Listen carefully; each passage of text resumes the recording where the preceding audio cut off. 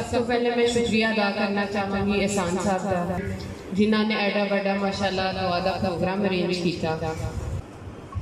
तो यह जिन्ने लोग इत्थे बैठे दे ने यह चौधरी सान साहब की वजह नाल ते मेरे वालिद मोहतरम की वजह नाल इत्थे बैठे दे ने। अज क्योंकि मैं अपने कागज़ भी जमा करा ले ने, सारे काम भी मेरे इलैक्शन वाल स्टार्ट हो गए ने।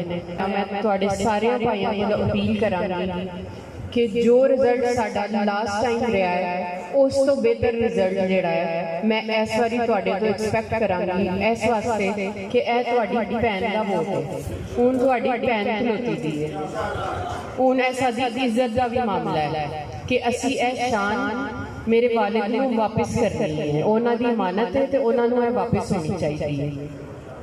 तो मैनू उम्मीद भी है, अज तक मैं किसी MPA MNN की वफात के बाद मैं नहीं देखा कि इन्ना मजमा होए तो इन्ने लोग दुआ करने वास्ते इकट्ठे हो। बेलोस मुहब्बत उन्होंने वास्ते लोगों की मैं अज तक नहीं देखी। उस जिहा बंदा उस जिहा बाप कभी किसी को नहीं मिल सकता, यह मैं गारंटी देनी हाँ। अल्लाह और ज़्यादा अच्छे लोग पैदा करे, उन्होंने भी तौफीक दे जिस तरह मेरा बाप साढ़े वास्ते से सारियां वास्ते होए तो तुहाडे सारियां वास्ते भी जिन्नी अच्छी सोच रखते सन, मुहब्बत रखते सन, जिस तरह तुहाडे काम करते सन।